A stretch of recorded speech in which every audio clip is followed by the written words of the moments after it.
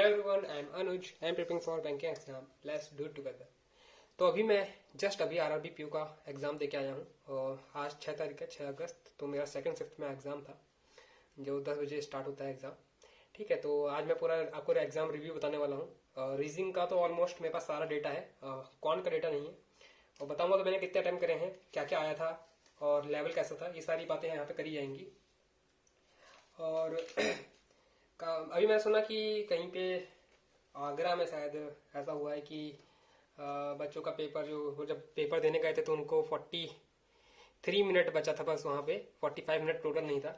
और कुछ बच्चों का उन लोगों ने एग्जाम दिया, 18 मिनट जब बचे थे तो उनका सिस्टम ऑफ हो गया। फिर जब उन्होंने रीस्टार्ट करा तो उसमें से 3 मिनट बचे थे। ऐसा एक वीडियो में देखा है मैंने। देखते हैं कितनी सच्चाई है कितनी नहीं है और क्या होता है उनके साथ भी। और ये सेकंड शिफ्ट का ही बोल रहे हैं, काफ़ी बच्चे बोल रहे हैं सेकंड शिफ्ट का ही है। अब ये सेकंड शिफ्ट का है या फिर कहाँ की वीडियो है वो बाद में पता चलेगी। अभी वायरल हो रही है इसलिए मैंने आपको बता दिया है कि ऐसा भी कुछ हो रहा है ना। तो यहाँ पे हम लोग एग्जाम रिव्यू करेंगे और आरबी पीओ का एग्जाम मैंने दिया है अभी। और सेकंड शिफ्ट में और मैंने जितना सोचा था मैंने उतना अटेम्प्ट नहीं करा है। ठीक है, मैं अभी बता दे रहा हूँ, इतना हाई फाई अटेम्प्ट नहीं करा है मैंने, लेकिन ठीक ठाक मैंने जितनी कट ऑफ जाती है उसी के आसपास मैंने अटेम्प्ट करा है। तो सबसे पहले जब मैंने क्वेश्चन पेपर खोला सेकंड शिफ्ट का तो उसमें पजल थी, 2 पजल थी और लगातार थी वो। उसके बाद सिलॉक्स था, 2 या 3 पजल थी, उसके बाद सीधे सिलॉक्स था। तो सिलॉक्स में चलते हैं हम लोग। और सिलॉक्स के मैंने ये 3 सिलॉक्स आए थे शायद, क्योंकि तीनों मैंने नोट कर लिए थे। तो ये 3 कुछ ऐसे सिलॉक्स हैं, उनके आंसर भी ये हैं, नीदर नॉर, यहाँ पे बोथ फॉलो, यहाँ पे सिर्फ फर्स्ट फॉलो। आप लोग चेक कर लिएगा जिसने सेकंड शिफ्ट में एग्जाम दिया है।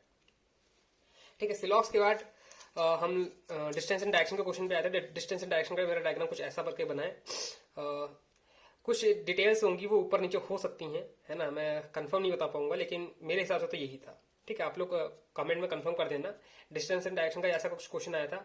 उसके बाद कुछ ज़्यादा कुछ खास नहीं पूछा गया था, सबसे यही पूछा गया था कि ये क्यू का डायरेक्शन वाई के रिस्पेक्ट में कहाँ पे है, या फिर कुछ ऑड वन आउट दे रखा था कि जेड ए दे रखा था, जे क्यू दे रखा था, फिर एक में आर ए दे रखा था, तो बताना odd one out find out करना था। एक क्वेश्चन और थोड़ा सा लेंदी आया था, 3 क्वेश्चन आए थे इसमें। एक लेंदी क्वेश्चन आया था जिसमें बोला था कि कुछ एक पॉइंट दे रखा था जो यहाँ से उसके यहाँ पे आ रहा था, है ना, ए से साउथ में था कुछ पॉइंट, और उसके डी और इसके बीच के डिस्टेंस निकालना था जो 6 आ रहा था मेरे हिसाब से, है ना, 6 मीटर आ रहा था।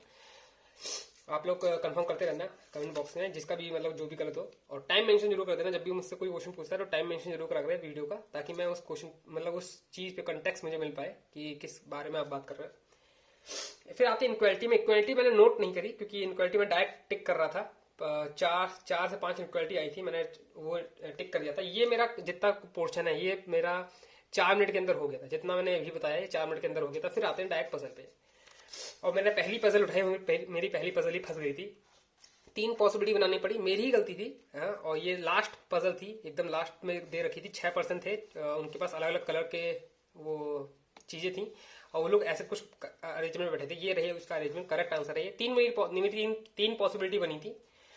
पहली लाइन यही थी कि डब्ल्यू और सी के बीच में 1 पर्सन बैठा है, डब्ल्यू और रेड के बीच में 2 पर्सन बैठे हैं, या फिर ऐसा करके बोल रखा था कि 2 पर्सन बैठे हैं और रेड नीचे था, है ना, व्हाइट ऊपर था, है ना, व्हाइट बोल रहा हूँ, व्हाइट और उसके और रेड के आसपास एफ बैठा था। ये एक सब कंडीशन है।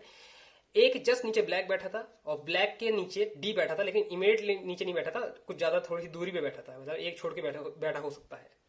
और डी ग्रीन नहीं था। तो उसके बाद हमको इतनी चीजें स्टेटमेंट दे रखी थी, नोट है। उसके बाद हमको पजल बनानी थी। मेरी 3 पॉसिबिलिटी में पजल बन रही थी। गलती मैं ये कर रहा था कि मैंने सी यहाँ लेकर व्हाइट को मैं बार बार यहाँ रख दे रहा था, 2 छोड़ के रेड, ऐसे कर रहा था मैं गलती, क्योंकि सी और व्हाइट के बीच में एक पर्सन का गैप मैं छोड़ नहीं रहा था। तो दोनों बार ऐसा करा, लेकिन तीसरी बार में मेरी पजल बन गई थी, क्योंकि मुझे पता था कि व्हाइट ऊपर जाना है, तो व्हाइट को ऊपर से मैंने स्टार्ट करा था रखना, और मेरी पजल बन गई थी। ये रहे, उसके सारे मैंने आंसर भी लगा दिए थे। फिर आते हैं, फिर एक छोटा सा क्वेश्चन आया था, arrange 6 person in different height का अरेंजमेंट आ गया था। तो वो हाइट ये रही, 6 5 4 3 2 1 ऐसे करके बना लिया। फिर एफ बी सी ए ई डी, ये कुछ हाइट है। इसकी हाइट दे रखी थी, शायद ये वाली हाइट गिवन थी, और मे बी ए की हाइट भी गिवन थी। ठीक है, उसके बाद बाकी सारी हाइट हमको निकालनी थी। 329 कुछ दे रखा था क्वेश्चन में, उसके अकॉर्डिंग हमको हाइट निकालनी थी। ऐसे दे रखा था ना, जैसे कि सपोज करो ए और बी का हाइट दे रखा है, ए और ई का हाइट दे रखा है, सपोज करते हैं ना, नहीं चलो ए और बी का दे रखा है। ए ई का सम यहाँ पे दे रखा है, इससे ई की हाइट आ जाएगी। बी और डी का सम दे रखा है, जिससे डी की हाइट आ जाएगी। तो हमें ए और डी का सम बताना था ऐसे करके, सॉरी ई और डी का सम बताना था। तो यही था 32 7, ये आंसर था हमारा, जहां तक मुझे अभी याद आ रहा है, क्योंकि जस्ट मैंने अभी करा यहाँ पे सम करा, तो ये आंसर आ रहा था ऐसे करके। मतलब क्वेश्चन थोड़े लेंथी थे, रीजनिंग में ये नहीं कहूंगा कि बहुत ही हाई लेवल आई थी, लेकिन ये है कि क्वेश्चन लेंथी थे, है ना। डायरेक्ट पजल पजल अभी अभी आपको आगे दिखाऊंगा पजल कैसी आई थी। ये तो थोड़ा आसान लेवल पजल थी, है ना। अब यहाँ पे आते हैं हम लोग 6% जिनकी डेजिग्नेशन दे रखी होती है ना, जैसे बैंक वाला सिस्टम होता है वैसे जीएम डीजीएम ऐसे करके पजल दे रखी, ये एक ही बार में बन गई थी मेरी, है ना। फर्स्ट पॉसिबिलिटी में आप कह सकते हो बन गई थी, मतलब 2 पॉसिबिलिटी मुझे लेनी पड़ी, लेकिन मुझे पता चल गया कि ये पॉसिबिलिटी काम नहीं आएगी, हमें यही पॉसिबिलिटी से सही डायग्राम बन गया है बिल्कुल। बोल रखा था एफ जो है वो क्या बोल रखा था उसने, एस एन के ऊपर है या फिर ऐसे कुछ बोल रखा था, है ना। और डी और सी के बीच में सेम पर्सन बैठे हैं, ऐसे ई और एच के बीच में भी, मतलब इधर नीचे ऊपर सेम पर्सन बैठे हैं, आपको पता ही है मैं क्या बात कर रहा हूँ। ए और डी, ए जी से सीनियर ए है और जी से जूनियर बी है, ऐसे कर दे रखा था। ये लास्ट स्टेटमेंट थी, उससे हमारी पजल तुरंत बन गई थी। फिर आते थोड़ी ट्रिकी लेवल वाली पजल में, ये है 10% बैठे थे फेसिंग नॉर्थ फेसिंग कर रहे थे, और पहली लाइन जो लिखी थी वो ये लिखी थी, मुझे अच्छी तरह याद है क्योंकि मैं इसमें फंसा था। दो पॉसिबिलिटी भी नहीं, मेरी 4 पॉसिबिलिटी में बना था ये, क्योंकि 2 मैंने वेस्ट कर दी थी। इस क्वेश्चन को मैंने स्किप करके सबसे लास्ट में अटेंड करा था मैंने, ठीक है। तो बोल क्या रखा था उसने कि G is third to the left of 1 who is fifth from the right end, मतलब समझ रहे हो ना कि 5 आपको किसी भी एंड से काउंट करना है, उसके थर्ड लेफ्ट में जी बैठा है। तो 1 2 3 4 5, सॉरी 1 2 3 4 5, 1 2 3, ये थर्ड लेफ्ट में बैठा है। एक तो पॉसिबिलिटी ये बनी, 1 2 3 4 5 उसके थर्ड लेफ्ट में, 1 2, ये 2 पॉसिबिलिटी बन रही थी, ऐसे करके बन रहा था। और इसमें थोड़ा काफी कंफ्यूजन हुआ था मुझे इस लाइन को पढ़ने में। फिर हमारी लास्ट में जब बनाया था तो तुरंत बन गई पजल, 3 मिनट में मैंने पजल बना भी दिया था और क्वेश्चन भी टिक कर दिया था। ये रहा मतलब ये उसका आंसर है, मैच कर लेना आप लोग। फिर आते ही अनसर्टेन नंबर ऑफ पर्सन वाली पजल आती है। ये भी 2 पॉसिबिलिटी बन गई थी, बहुत आसानी से बन गई थी। ए और सी के बीच में 2 लोग बैठे ऐसे कर करके ये हमारी पजल पूरी बन गई थी। इसमें 13 लोग बैठे हैं, और इसमें कुछ नोट्स थे जो काफी अटपटे से आप कह सकते हो। यहाँ पे के मिसिंग है ना शायद, नहीं वो इसमें था, हाँ इसमें था वो। इसमें कुछ नोट दे रखे थे, जैसे कि के और एफ के बीच में जितने लोग बैठे हैं वो 3 ज्यादा है के लेफ्ट में जितने लोग बैठे, मतलब के लेफ्ट में 2 लोग बैठे, तो 1 2 3 4 5 लोग के और एफ के बीच में बैठे हैं। ऐसी यही चीज ए और सी के बारे में बोल रखा था, सी के लेफ्ट में जितने लोग बैठे हैं वो उतने 2 कम है, ए और बी के 1 2 3 4 ऐसे करके बोल रखा था, है ना। तो ये मतलब ऐसी चीजें इसमें बोल रखी थी, स्टेटमेंट दे रखी थी, इससे पजल बनाने में थोड़ी सी तकलीफ, मतलब कठिन हो रहा था, मतलब हार्ड लेवल हो रहा था मुझे। फिर आते हैं अनसर्टेन पे, अनसर्टेन तुरंत बन गई थी, 2 पॉसिबिलिटी में बन गई थी, बहुत जल्दी आसानी से बन गई थी अनसर्टेन पर्सन वाली। फिर आते हैं लास्ट में 8% बैठे थे, ये सबसे पहली पजल थी जो मैंने लास्ट में कह रहा हूँ, सबसे पहली पजल थी, मैंने सबसे लास्ट में सॉल्व करा था क्योंकि हम करते करते क्वेश्चन नीचे पहुंच गए थे। 8% बैठे हैं around a circle facing, some are facing in, some are facing out, तो इन वाले ज्यादा थे आउट से, ये कंडीशन दे रखी थी। 2 पॉसिबिलिटी बनती है, इस वाली पॉसिबिलिटी में मेरी पजल बन गई थी, ये पॉसिबिलिटी मेरी गलत हो गई थी। तो ये रही कुछ पजल, आप देख सकते हो यहाँ पे। तो मैंने रीजनिंग का तो कुल मिलाकर इसमें मैंने जब मैंने कितना समय दिया था, मैंने 23 मिनट शायद दिए हैं इसमें, और 38 क्वेश्चन अटेम्प्ट करे हैं मैंने, ठीक है। 23 मिनट दिए हैं, 38 क्वेश्चन अटेम्प्ट करे, 23 या फिर 24 मिनट दिए हैं मैंने, और 38 क्वेश्चन अटेम्प्ट करे, क्योंकि मैंने जब 22 मिनट बचा था मैं मैथ में स्विच हो गया था, उसके बाद मैं वापस भी आया था रीजनिंग करने को, इसलिए मैं ऐसा कह रहा हूँ, ठीक है। तो ये रहा मेरा रीजनिंग का रिव्यू। बाकी आते हैं मैथ ज्यादा है नहीं क्योंकि मैथ मैंने ज्यादा करा नहीं है।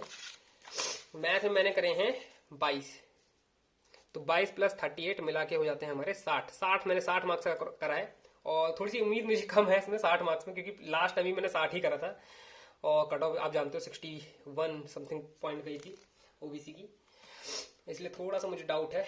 देखते, बाकी कह रहे हैं कि इस बार का थोड़ा पेपर जो है वो हार्ड लेवल आया है, लेकिन लेट्स सी क्या होता है ना। सिंप्लीफिकेशन आया था, सिंप्लीफिकेशन मैंने करा था, मिसिंग नंबर सीरीज आई थी, मिसिंग नंबर सीरीज में 3 या 4 मैंने कर थे, बाकी जो 2 क्वेश्चन थे लास्ट के मुझसे हो नहीं रहते, वो इसलिए मैंने स्किप कर दिए। डीआई आई थी, काफी इजी एक डीआई आई थी, है ना। इसके सब 2 क्वेश्चन लेंदी थे, लेकिन वो भी मैंने कर दिए थे। क्या दे रखा था, total number of things they रखा था, फिर सोल्ड और अनसोल्ड, सोल्ड का वो दे रखा था परसेंटेज, अनसोल्ड आपको निकालना था, बाकी चीजें इन्हीं में से पूछी गई थी। ये था डीआई, काफी इजी लेवल की डीआई थी, ज्यादा इसमें कुछ था नहीं, एवरेज या फिर यही निकालना था इसमें कि डिफरेंस निकालना था, बाकी और कुछ नहीं था। बाकी एक और डीआई आई थी पाई चार्ट वाली, 2 पाई चार्ट थे उसमें, वो मैंने करी नहीं, वो मैंने देखती छोड़ दिया क्योंकि मुझे लग रहा था उसमें मेरा टाइम वेस्ट चला जाएगा, इसलिए। बाकी मैंने अर्थमेटिक करा है, 6 से 7 मैंने अर्थमेटिक के करे हैं शायद क्वेश्चन। अब एकदम मुझे क्वेश्चन याद नहीं मैंने कितने क्वेश्चन करे हैं, लेकिन जो मुझे क्वेश्चन याद है वो एक ही वाला क्वेश्चन याद है काफी, क्योंकि इसमें मैंने टाइम लिया था, कि बी जो है वो 100% मोर है, ए जो है 100% मोर है बी से एफिशिएंसी में, ठीक है। और फिर ए जो है वो 6 दिन तक काम करता है, शुरुआत के 12 काम हो गया, फिर ए जो है रिप्लेस कर दिया जाता है बी के, बी 8 दिन तक काम करता है, ठीक, जितना काम हो गया 20 काम हुआ, तो बताता है कि 4/9 लेफ्ट, 4/9 वर्क लेफ्ट है, अभी भी लेफ्ट है, तो मतलब 5 काम हुआ है, तो 5 के लिए 4 4 9 जा 36 वर्क है टोटल, ठीक है। अब इसमें बोल 36 वर्क आ गया हमारा टोटल। अब इसमें बता रहा था कि ए को काम करना है 36, वो भी डबल काम करना है, तो 2 से 2 कट गया, 36 हमारा आंसर आ गया। ऐसा क्वेश्चन था ये। इसमें दिक्कत मुझे ये आ रही थी कि मैं ये 4/9 लेफ्ट था, मैं बार बार 4 से काट देता था, 5 9 जा 45, और मेरे हिसाब से 45 आंसर आना चाहिए, 45 आंसर था नहीं, बस मुझसे ये गलती होती थी बार बार। एक एज का क्वेश्चन था, पहले में ही दे रखा था, वो भी मुझे अब याद नहीं आ रहा, क्योंकि शायद 15 साल पहले की एज, बाद की एज दे रखी थी, और 5 साल पहले की एज दे रखी थी, ऐसे कुछ दे रखा था, ठीक है। फिर पार्टनरशिप का एक क्वेश्चन था जिसमें ए बी 5 साल बाद चले जाते हैं, at the end of 5 month A B चले जाते हैं, सी ज्वाइन करता है तब, और सी और बी का बीच का डिफरेंस था 3300, और फिर हमको टोटल निकालना था। तो मुझे इनका भी जो सम है वो मुझे याद नहीं आ रहा, नहीं तो मैं आपको पूरा क्वेश्चन करके दिखा देता। इसका आंसर मेरा 11800 या फिर 000 हो सकता है, ये आ रहा था मेरा आंसर। आप लोग बताइएगा आपका क्या आ रहा है। तो कुछ ऐसा क्वांट गया मेरा, बाकी मैंने क्वांट बस इतना ही है और कुछ नहीं है इसके आगे। बाकी मैंने रीजनिंग तो आपको बता ही दिया है, तो कह सकते हैं कि हाँ मेरा रीजनिंग अच्छा गया है, लेकिन क्वांट इतना अच्छा नहीं गया है। क्वांट में मैं और क्वेश्चन कर सकता था। रीजनिंग में मैंने सारी क्वेश्चन कर दिए थे, जो 2 क्वेश्चन छोड़े हैं वो मैंने वही वाले क्वेश्चन छोड़े हैं, वर्ड वाले वो मैंने नहीं करे हैं, वो मैं करता भी नहीं हूँ, ठीक है।